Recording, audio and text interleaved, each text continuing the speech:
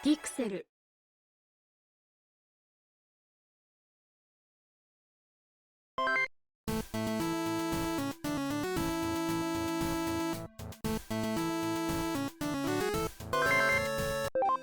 Noong unang panahon, sa isang malayong kaharian ng Barbania, mapayapang namumuhay ang mga tao.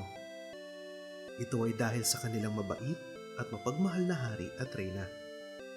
Sila ay sina Haring Fernando at Reyna Valeriana. Meron silang tatlong anak na lalaki.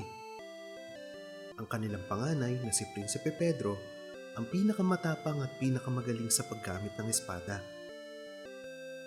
Si Prinsipe Diego naman ay mahusay sa paggamit ng pana at mahilig mang chicks. At ang bunso nilang kapatid, si Prinsipe Juan, na malambing sa mga magulang at mahilig magbasa. Maayos ang pamumuhay sa kaharian hanggang sa isang gabi na naginip ng masama si Haring Fernando at nang magising ito ay bumigat na ang kanyang pakiramdam. Sa paglipas ng mga araw ay lalo lumala ang kondisyon ng hari. Nag-alala ang buong kaharian. Isa-isang ipinatawag ang mga kilalang manggagamot pero wala sa kanila ang kayang makalunas sa hari. Hanggang sa isang araw, isang ermitanyo ang napadayo sa kanilang lugar. Nabalitaan nito ang kalagayan ng hari kaya nagtungo siya sa palasyo. Nang makita nito ang hari, sinabi ng ermitanyo na ang tanging lunas sa kanyang karamdaman ay ang awit ng isang mahiwagang ibon, ang ibong Adarna. Namamalagi ang ibon sa puno ng Piedras Platas sa bundok ng Tabor.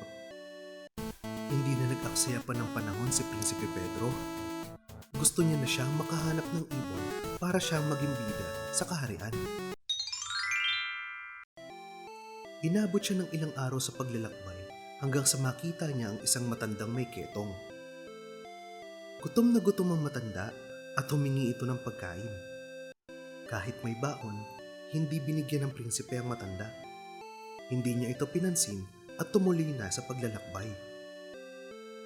Ilang araw ang nakalipas, hindi pa rin bumabalik ang prinsipe. Kaya naman nagpasya na rin si Prinsipe Diego na sumunod sa misyon. Tinahak din ng prinsipe ang parehong daan at nakasalubong din ito ang matandang may ketong. Humingi ulit ito ng pagkain, ngunit pinagdamutan din siya ng prinsipe at tumuloy na ito sa paglalakbay. Sa mga sumunod na araw ay lalong nag-alala ang buong kaharian dahil hindi pa bumabalik ang dalawang prinsipe. Sa huli, nagpasya na si Prinsipe Juan na tumulong sa misyon. Sa paglalakbay ni Prinsipe Juan ay nakasalubong din niya ang matandang ketongin. Humingi ulit ito ng pagkain sa prinsipe at walang pag-aalinlangan, binigyan niya ito. Dahil sa angking kabutihan ay humanga ang matandang ketongin. Unti-unti itong lumiwanag at nagpalit ng anyo. Nang makita ni Prinsipe Juan, nagulat siya dahil ang matandang ketongin pala ay ang ermitanyo.